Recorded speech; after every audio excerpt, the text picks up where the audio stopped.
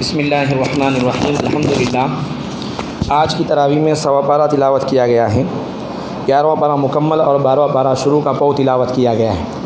11ویں پارے کے شروع میں اللہ تبارک و تعالیٰ نے غزوہ تبوک میں پیچھے رہ جانے والے منافقین کے حیلے بہانوں اور ان کے احکام کو بیان فرمایا۔ اللہ کے نبی کو غزوہ تبوک سے مدینہ واپسی کے دوران ہی اللہ نے آگاہ فرما دیا، دیکھو اب مدینہ جائیں گے تو منافقین جو غزوہ تبوک میں شریک نہیں ہوئے طرح طرح کے بہانے بنا کر آپ کو راضی کرنے کی کوشش کریں گے، آپ راضی مت ہوئیے، ان لوگوں کے لیے برا انجام ہے۔ اس کے بعد اللہ تبارک و تعالیٰ نے مخلصین مومنین کی توبہ قبول ہونے کے واقعے کو بیان فرمایا۔ غزوہ تبوک میں مدینے میں 10 ایسے مومن بھی رہ گئے تھے جو غزوہ تبوک میں نہیں گئے تھے۔ اللہ کے نبی واپس آئے تو انہوں نے صاف صاف کہہ دیا، اے اللہ کے نبی کوئی بہانہ نہیں تھا، کوئی عذر نہیں تھا، ہمیں بس کاہلی اور سستی کی وجہ سے ہم نہیں جا سکے۔ پہلے اللہ نے 7 لوگوں کا تذکرہ کیا، اس کے بعد 3 لوگوں کا خاص طور پر تذکرہ کیا، ہلال بن امیہ، مرارہ بن ربیع، کعب بن مالک، ان لوگوں کا خاص طور پہ اللہ نے تذکرہ کیا۔ یہ لوگ اللہ کے نبی علیہ السلام کے پاس آئے، آ کر کہنے لگے، اے اللہ کے نبی جب تک آپ معاف نہ کر دے ہم بے چینی میں مبتلا رہیں گے۔ تو اللہ کے نبی نے فرمایا ان کو ان کے حال پہ چھوڑ دو جب تک اللہ ان کی معافی کا اعلان نہ کر دے۔ چنانچہ ان کا معاشرتی بیکاٹ کیا گیا، بیویوں سے الگ کر دیا گیا، 50 دن اسی حالت میں گزرے۔ پھر اللہ تبارک و تعالیٰ نے ان کے لیے ان کے معافی کو قرآن میں بیان کرتے ہوئے قرآن کی آیتیں اتاری۔ اللہ کے نبی فرماتے ہیں کعب بن مالک سے، اے کعب بن مالک جب سے تمہاری ماں نے تمہیں جنا ہے نا، اس وقت سے اب تک ایسا مبارک دن تم نے نہیں دیکھا، تمہاری معافی اللہ نے آسمان سے اتاری ہے، اس سے بڑھ کر سعادت اور کیا ہو سکتی ہے۔ اس کے بعد اللہ تبارک و تعالیٰ نے مسجد زرار کا تذکرہ فرمایا۔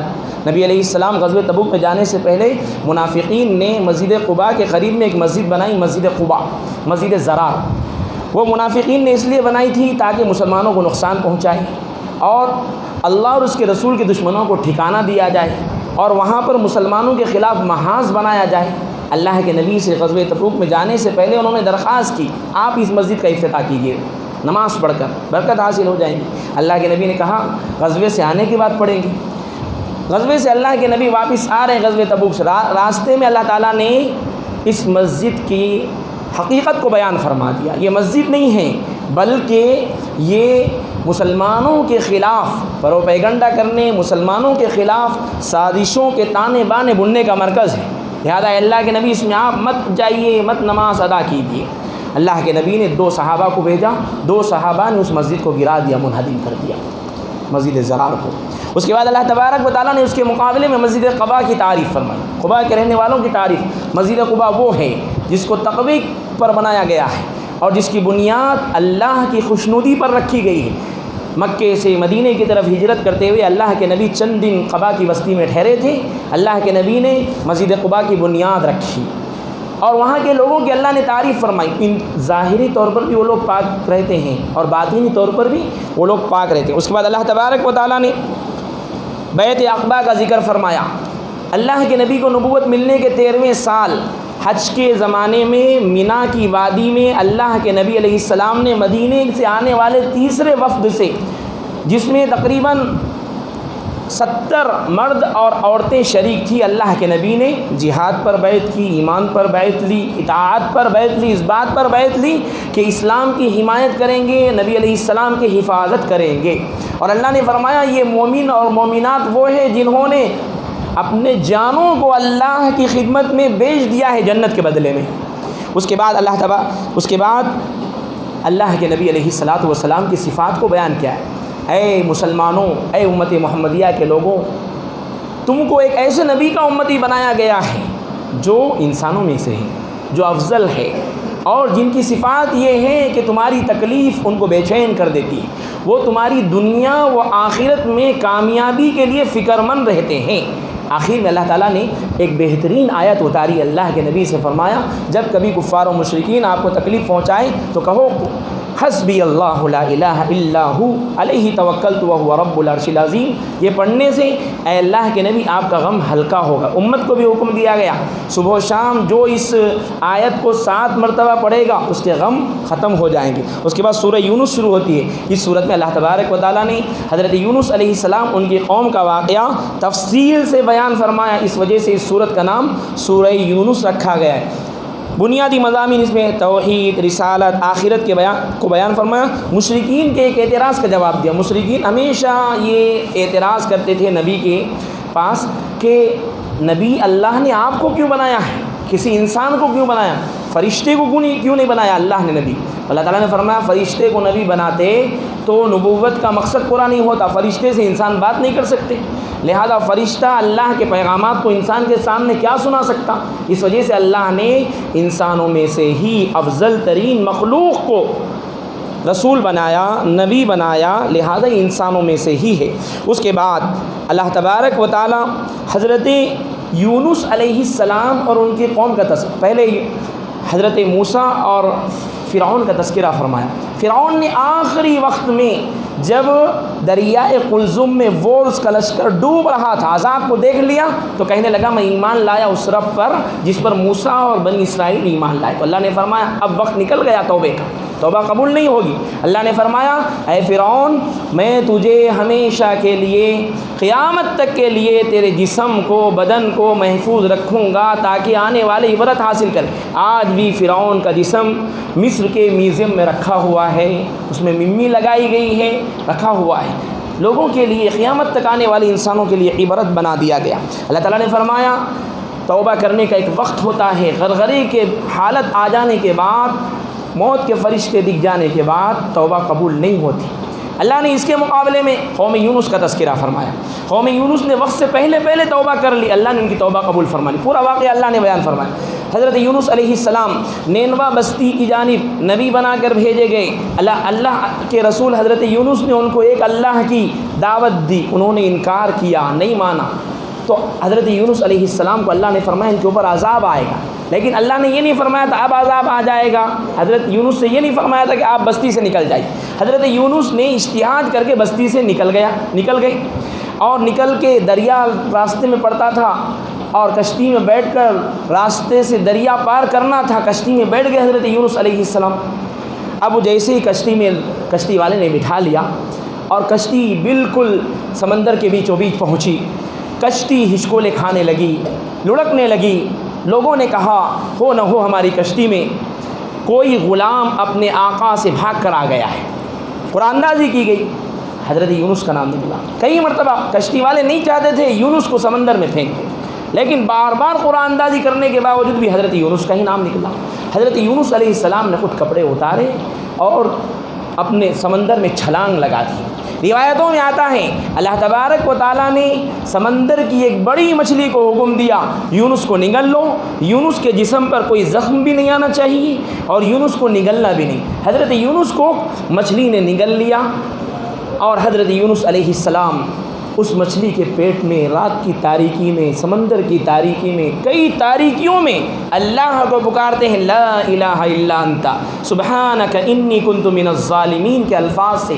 جب حضرت یونس نے یہ الفاظ کہے، روایتوں میں آتا ہے کہ یہ الفاظ عرش سے جا کر ٹکرائے، فرشتوں نے سنا تو فرشتوں نے کہا اے اللہ یہ آواز کچھ جانی پہچانی سی لگتی ہے۔ اللہ نے فرمایا پھر سنو، پھر سنیں تو کہا کہ جانی پہچانی تو لگتی ہے لیکن طے کرنا مشکل ہے، تو اللہ نے کہا یہ میرا بندہ یونس ہے، مچھلی کے پیٹ میں ہے، تو فرشتوں نے کہا اے اللہ یونس کی دعا کو قبول فرما لیجیے۔ روایتوں میں آتا ہے 7 دن یا 40 دن مچھلی کے پیٹ میں حضرت یونس علیہ السلام بالکل نحیف لاغر ہو گئے تھے۔ مچھلی کو اللہ نے بالآخر حکم دیا کہ صحرا میں لے جا کر یونس کو پھینک دو، یونس کو پھینک دیا۔ اللہ تبارک و تعالیٰ نے وہاں پر ایک چشمہ اگایا اور ایک کدو کی بیل اللہ نے اگا دی اور ایک بکری کو اللہ نے طے کر دیا، صبح و شام یونس کے پاس آتی تھی، حضرت یونس اس کا دودھ پیتے۔ ادھر یہ ہوا کہ قوم اللہ کے دربار میں دیکھی توبہ کرنے کے لیے شرمندگی کے ساتھ قوم کے بچے، بوڑھے، عورتیں جنگل کی طرف نکلے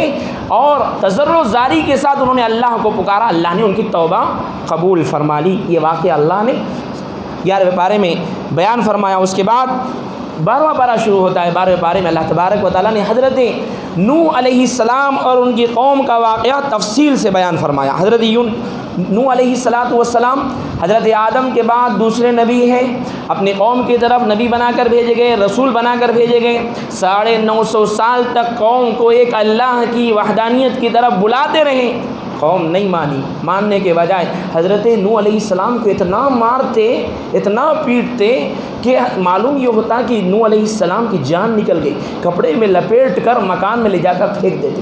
دوسرا دن ہوتا نوح اٹھ کر پھر آتے، پھر دعوت دیتے۔ اس طرح 950 سال گزر گئے، چند معدود لوگ ایمان لائے، معدود چند لوگ ایمان لائے۔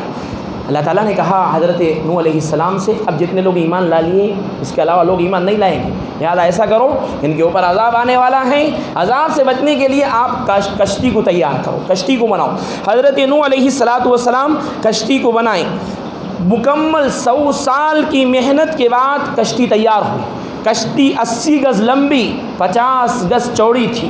جب کشتی بناتے تو کفار حضرت نوح علیہ السلام کا مذاق اڑاتے، کشتی یہاں چلاؤ گے، طرح طرح سے مذاق اڑاتے، تمسخر کرتے۔ حضرت نوح کہتے جب عذاب آئے نا اس مذاق کی حقیقت کھل کر سامنے آ جائے گی۔ الغرض کشتی تیار ہو گئی، طوفان آنے کی نشانی معلوم کی حضرت نوح نے، اللہ نے طوفان آنے کی نشانی معلوم کی، تمہارے گھر میں جو پتھر کا تنور ہے اس سے پانی ابلے گا۔ چنانچہ پانی ابلنا شروع ہوا۔ اللہ تبارک و تعالیٰ نے حضرت نوح علیہ السلام سے فرمایا کشتی میں جتنے 72 ایمان والے ہیں ان کو سوار کر لو۔ اپنے 3 بیٹوں کو سوار کر لیا حضرت نوح علیہ السلام نے، حام، سام اور یافس کو، اور ان کی 3 بیویوں کے لیے اپنی بہوؤں کو، اور اپنے اوپر ایمان لانے والی ایک بیوی کو بھی شریک کر لیا۔ مکمل 80 افراد کشتی میں سوار ہو گئے۔ اللہ نے حضرت نوح کو حکم دیا چرند پرند جانوروں میں سے ایک جوڑا نر اور مادہ بھی لے لو، آئندہ دنیا بسانا ہے۔ لہذا حضرت نوح نے یہ تمام افراد کو کشتی میں سوار کر لیا۔ اب تنور سے پانی کا چشمہ ابلنے لگا، اور اللہ تبارک و تعالیٰ نے اتنی زبردست آسمان کو حکم دیا بارش برسانے کا اور زمین سے چشموں کو ابلنے کا۔ روایتوں میں آتا ہے 40 دن تک مسلسل آسمان سے بارش ہوتی رہی اور زمین سے چشمے ابلتے رہے، اور اتنا زبردست پانی طوفان آیا کہ 40 گز کے پہاڑوں کی چوٹیاں پانی میں بہہ گئی، ڈوب گئی، اور یہ کشتی پوری قوم تباہ برباد ہو گئی اور اس طوفان میں غرق ہو گئی۔ جب طوفان میں کشتی جا رہی تھی حضرت نوح نے اپنے بیٹے کنعان سے کہا جو ایمان نہیں لایا تھا، ہمارے ساتھ سوار ہو جا۔ تو بیٹے نے کہا میں پہاڑ پر چڑھ جاؤں گا، پہاڑ مجھے بچا لے گا۔ اس پہاڑ پر پانی کا طوفان کی ایک موج آئی اور بیٹا بھی غرق ہو گیا۔ اللہ نے فرمایا یہ ایمان والا نہیں ہے نا، اس کا عمل نیک نہیں ہے، لہذا یہ تمہارے اہل میں سے نہیں ہے۔ الغرض کشتی 6 مہینے تک مسلسل طوفان میں ہچکولے کھاتے رہی، تنکے کی طرح کعبۃ اللہ کے پاس آئی کشتی۔ روایتوں میں آتا ہے کعبۃ اللہ کے 7 چکر لگائے، پھر اس کے بعد 6 مہینے تک مسلسل گھومنے کے بعد جب تمام طاغوتی شیطانی لوگ مر گئے، ختم ہو گئے، ڈوب گئے، تو اللہ تبارک و تعالیٰ نے پھر دنیا کو بسانے کے لیے یہ کیا کہ زمین کو حکم دیا اے زمین پانی نگل جا، اور آسمان کو حکم دیا اے آسمان تھم جا، پانی رک گیا۔ اللہ تبارک و تعالیٰ نے حضرت نوح علیہ السلام کی کشتی ہوتے ہوتے عراق کے شہر جزیرہ کے جودی پہاڑ پر آ کر ٹھہر گئی۔ حضرت نوح علیہ السلام کو اللہ نے حکم دیا اب آپ اتریے، ان لوگوں کو لے کر اتریے۔ اللہ تعالیٰ نے حضرت نوح علیہ السلام کی نسل میں برکتیں عطا فرمائی، وہاں سے انسانوں کی دوسری آبادی کا آغاز ہوا۔ اس کی وجہ سے حضرت نوح علیہ السلام کو آدم ثانی کہا جاتا ہے۔ یہ واقعہ بیان کر کے اللہ تبارک و تعالیٰ نے آخر میں بیان فرمایا دیکھو جھٹلانے والوں کا، انکار کرنے والوں کا، تکذیب کرنے والوں کا، نافرمانوں کا یہی انجام ہونے والا ہے۔ اے نبی جی یہ واقعات نہ آپ جانتے ہیں، نہ آپ کی قوم اس سے پہلے جانتی تھی، اس کے مطلب یہ ہے کہ آپ کی زبانی اللہ بیان فرما رہے ہیں، آپ نبی ہے، آپ کے پاس وہی آتی ہے، اچھا انجام نیک لوگوں کے لیے ہے۔ اللہ رب العزت والجلال ہم تمام کو توفیق عمل عطا فرمائے۔ الرحمن الرحیم الحمد للہ رب العالمین اللهم صل علی محمد وعلى آل محمد وبارک وسلم ربنا آتنا فی الدنیا حسنة وفی الآخرة حسنة وقنا عذاب النار رب اجعلنی مقیم الصلاة ومن ذریتی ربنا وتقبل دعاء اللهم أرنا الحق حقا وارزقنا اتباعه وأرنا الباطل باطلا وارزقنا اجتنابه وصلى الله تعالى على خير خلقه محمد وعلى آله وأصحابه أجمعين برحمتك يا أرحم الراحمين۔